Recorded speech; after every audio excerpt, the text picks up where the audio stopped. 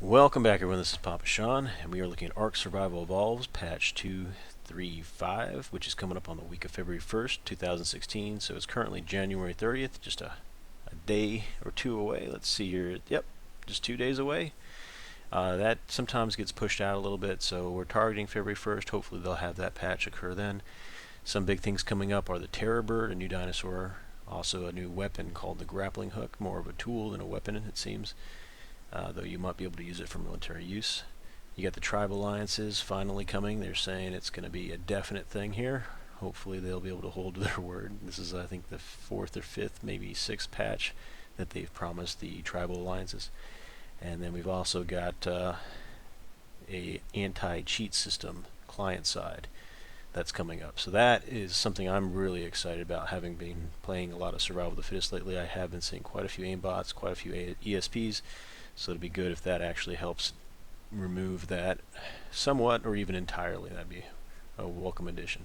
So taking a look at this 235, we'll come back to the Terror Bird because we'll look at the dossier for that one. But the Grappling Hook. So I mentioned tool and they call it a weapon.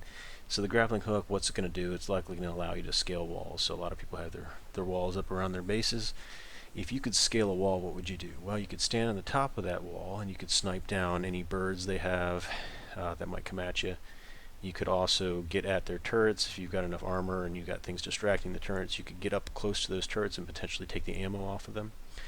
You could also detonate from above, throwing some C4 grenades, fire rockets, etc. So those grappling hooks will likely allow you to reach places on top of defensive locations, walls. They might also allow you, for when you go cave exploring, you'll be able to go back up after you parachute down from a cave top. That might be pretty interesting. I'm not sure just how far up you'll be able to fire those grappling hooks. And it sounds like they'll likely be handheld. There might be future grappling hook guns coming out in the future too, just as a build on to the grappling hook itself. We've talked about the tribal alliances in previous patches. Again, I think tribal alliances are going to open up the door for a lot of joint operations for tribe on tribe. You can have alliance on alliance. They might have some options for you to modify your defenses, your dinosaurs, to only attack non-alliance members. They also might allow that for turrets, where your turrets won't fire upon alliance members. This is just speculation here. That's what I'm hoping for, really, is that there'll be more robust options within the dinosaurs and turrets, etc., for you to determine who gets access.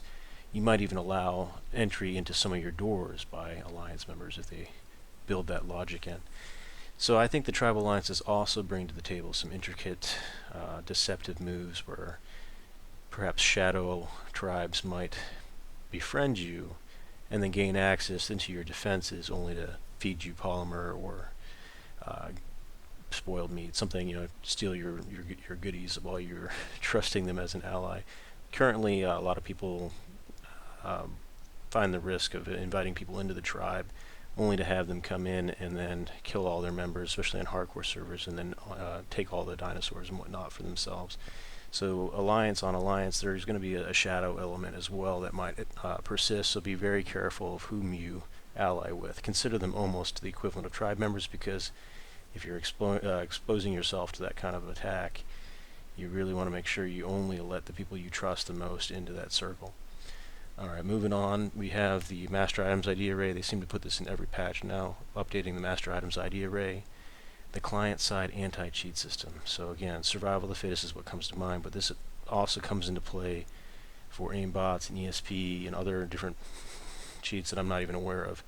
They'll be able to check the client side for anti-cheat systems. So a lot of the aimbots and ESP, from what I'm told, are able to sneak in because they're on the client side, because this is a single-player game.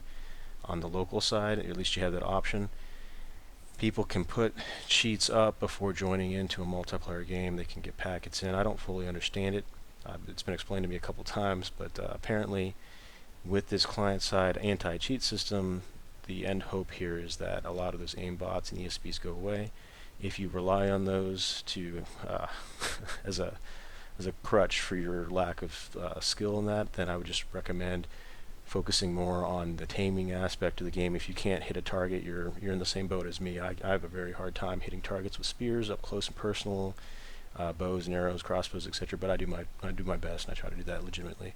So yeah, client side anti-cheat system awesome addition to Ark, and I can't wait for that February 1st patch to come along, and I really hope a highly successful patch with that.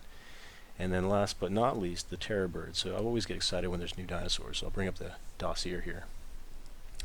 So just a couple quick updates on this. So they've got the saddle, they've got the ability to tame, it's got a claw of 3, so it's going to have high attack damage. The Terror Bird is going to be very similar to a raptor or carno as far as its speed, just running really fast.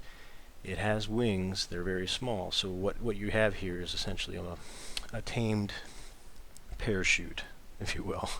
Now, bear with me. It's going to run, it's going to jump, and it's going to fall. Now, you can kind of glide a little bit. You can flap the wings, probably a right click on the, as a secondary attack. Flap those wings as you're falling, it'll slow your descent.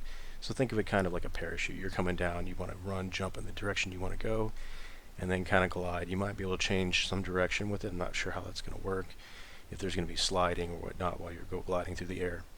But that'll be pretty neat for if you're running around and you want a mount that's going to be able to run, jump, still be land-based, and be able to not take fall damage.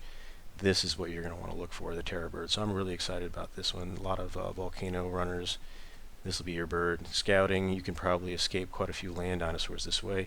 And it's easy to lose a land-based target in the trees when they go into the woods. So also good for evading those flying mounts as well. I imagine, based on the size in the picture, that you won't be able to pick up this with an Argent. It's a possibility, but I think Quetzal is going to be your means of taming these. You pick them up, and while one of your tribe members holds them in the arms, you can shoot it, knock it out while it's being held by the Quetzal. You could also drop it in a box and use the taming box. You can do multiple tames all at the same time, knock them out. Likely prime tame or use kibble. And yeah, it's a pretty neat bird. Well, I hope this has been very helpful for you. My name is PapaSean. Please mash the like button, subscribe, and share. That'll help me out greatly. It's free to do all of these things, and then also you'll be notified about new content as it's available. Thank you again for watching, and I'll catch you next time.